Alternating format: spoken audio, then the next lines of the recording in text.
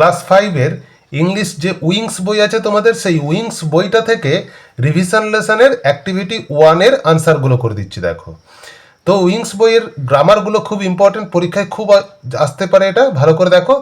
Activity 1-এ কী বলেছে? Rearrange. Rearrange মানে হচ্ছে নতুন করে অ্যারেঞ্জ করো, সাজিয়ে লেখো।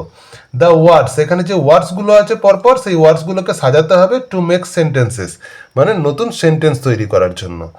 তো এখানে একটা এক্সাম্পল দেওয়া আছে, আমি কোয়েশ্চেন থেকে তোমাদের করে দিচ্ছি। 1 নম্বরে আছে setting the is in West the sun. এটাকে সাজালে কি সেন্টেন্স হবে? না, সাজালে হবে the sun is setting in the West. এর মানেটা হচ্ছে যে সূর্য পশ্চিম দিকে অস্ত যাচ্ছে।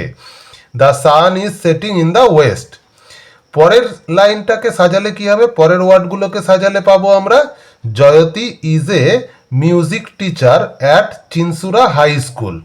এখানে যে ওয়ার্ডগুলো আছে পরপর সাজাবে এইভাবে। Jayati is a music teacher, মানে জয়তী হয় একটি মিউজিক টিচার একজন, at Chinsurah high school, Chinsurah high স্কুলের। সিতে কি আছে? ম্যাথস হিজ, এইভাবে আছে। দেখো, এটাকে সাজালে কি হবে? না, Sumanta teaches his students maths sincerely, মানে সুমন্ত টিচেস মানে শিক্ষা দেন, হিজ স্টুডেন্টস মানে তার ছাত্রছাত্রীদেরকে, ম্যাথস মানে অঙ্ক, সিনসিয়ারলি খুব যত্ন সহকারে। তারপরেরটা কি আছে? না, তারপরের ওয়ার্ডগুলোকে সাজালে হবে দ্য ক্যাট ইজ স্লিপিং, মানে বেড়ালটি ঘুমাচ্ছে, আন্ডার দ্য টেবিল, কোথায়? না, টেবিলের নিচে। পরের লাইনটাকে সাজালে পাবো আমরা meditation is a unique form of yoga.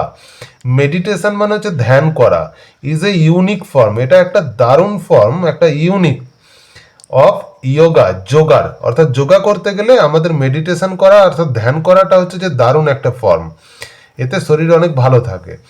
Scientist a great was doctor Abul Kalam Azad. এটাকে সাজালে কি হবে? না, doctor Abul Kalam Azad was a great scientist, মানে ডক্টর আবুল কালাম আজাদ ছিলেন একজন মহান বৈজ্ঞানিক।